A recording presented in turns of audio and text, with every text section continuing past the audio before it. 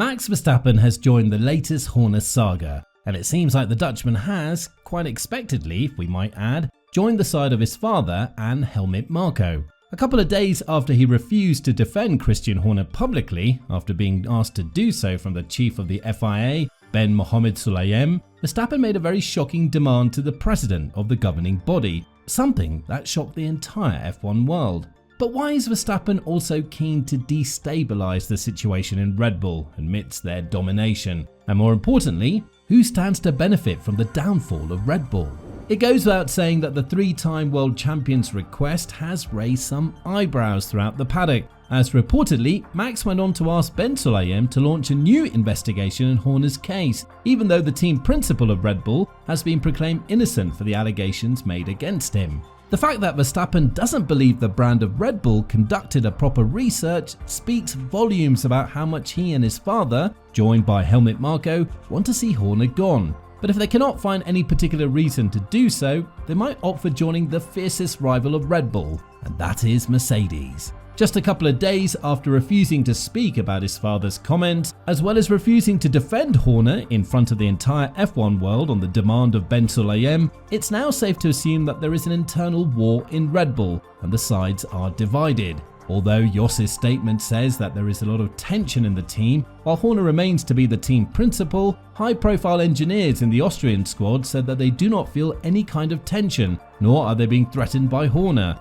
and the 1-2 win in Bahrain went on to prove their point to a further extent. But nonetheless, Helmut Marko has also talked about the current situation between Verstappen and Red Bull, and according to the Austrian, there is nothing he could do in case Max decides to leave the team, or more precisely, activate the clause in his contract just like Hamilton did with Mercedes. All of this could be highly beneficial for Mercedes, considering the fact that Jos Verstappen and Toto Wolff were seen talking many times throughout the Bahrain GP weekend, as one of the meetings lasted for many hours and was held after the race. But the counter-reaction from Horner has only sparked even further debate as to whether or not Max is remaining in his position. The Brit had a lunch in Dubai with Max's agent to iron out all of the inconveniences revolving around him or the dissatisfaction that Max could be feeling inside the team. To add fuel to the fire, both Horner and Jos were pictured having a fierce conversation in Bahrain. But due to the fact it was behind closed doors, and until one of them speaks about it, we'll never know where they stand on this matter.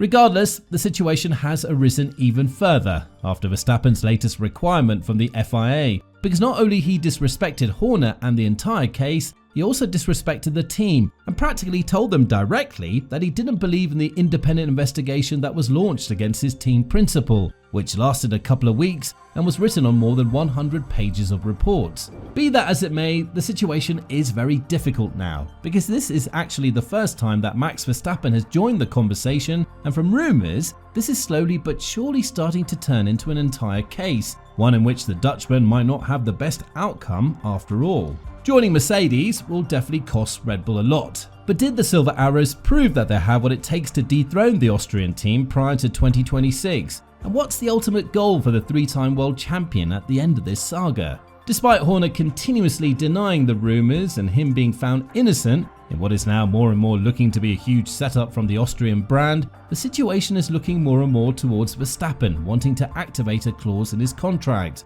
one that we didn't even know existed a couple of days ago. But how will this turn out to be for both sides involved? There is certainly a huge weight in this situation, because dethroning the man who won 13 combined championships with your team ever since the team's entrance in the sport back in 2005 over a dispute that your superstar driver has joined with the senior advisor and his father does look like you're putting the fate of the team in one driver's hands. After all, even if Red Bull gets rid of Horner, it doesn't necessarily guarantee that Verstappen would be satisfied with the choice that the Austrian squad will make, which then again goes to show that maybe letting go of the rope could be less painful for Red Bull than sticking to what could bring them to their endgame. The 2026 regulations, however, play a massive role here, and it's believed that the Austrian squad will struggle a bit more with their partnership with Ford, one that's slowly but surely tearing apart now as the American company is looking for a way out of the toxic relationship that they are currently now with Red Bull.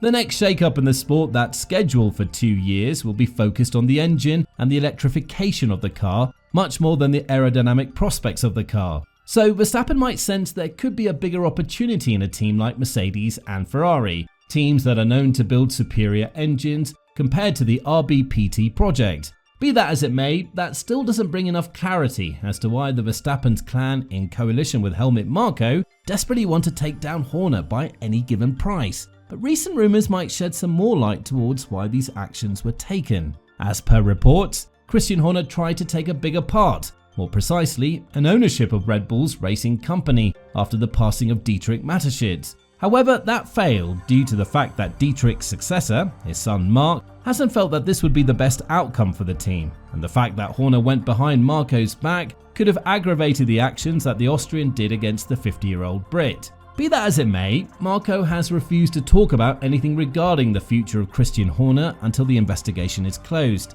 But even when it was closed, he repeated the same without actually realizing that there is no active investigation process going on against Horner. When he was corrected by this from the interviewer, Helmut Marko replied, "I've expressed myself incorrectly, so let's stick with no comment." The evidence is more or less non-existing when it comes to Christian Horner's case. However, when somebody plans on implementing an action of such measurements, then sometimes you're going to have an extreme power shift that could end up fatally for one of the two sides. And believe me when I say, these two sides are probably the most powerful ones that could have collided in Red Bull. On one hand, you have Christian Horner, who won 13 championships with the team and has been there since the team has entered the grid from 2005 onwards. And on the other hand, you have the superstar of a driver that Verstappen is, backed by his father and Helmut Marko, who's also very high ranking when it comes to the Austrians' establishment. The downside for Horner is the fact that although the RB20 is a great car, it's not exactly as powerful without Verstappen in it, and that can be seen through Perez's performance. Still, if Red Bull want to make a statement and show Verstappen that he's not above the team, then bringing a superstar driver from the caliber of Alonso could definitely teach the Dutchman a lesson. Although with the momentum he has with the car and the championship winning mentality, it would be tough to say whether Red Bull could do anything in this regard. Be that as it may, this is already starting to cost Red Bull a lot. The Austrian team is at huge risk of losing the partnership with Ford from 2026 onwards, and the letter that's been sent by Jim Farley goes to show that the Detroit-based company is already looking for a way out of the relationship with the Austrian squad. After all, while many have underestimated the effort and impact Ford would have on Red Bull's powertrain, it's worth noting that the American company is one of the pioneers when it comes to electrification, something that Red Bull could use in a massive advantage in terms of competing up front with the rest of the grid. With all this in mind, do you think that Verstappen's requirement to the FIA will be fulfilled? And more importantly, what do you think this message sends to the board of Red Bull? Let us know in the comments down below, and once you do that, make sure to click on the video that's appearing on your screen right now.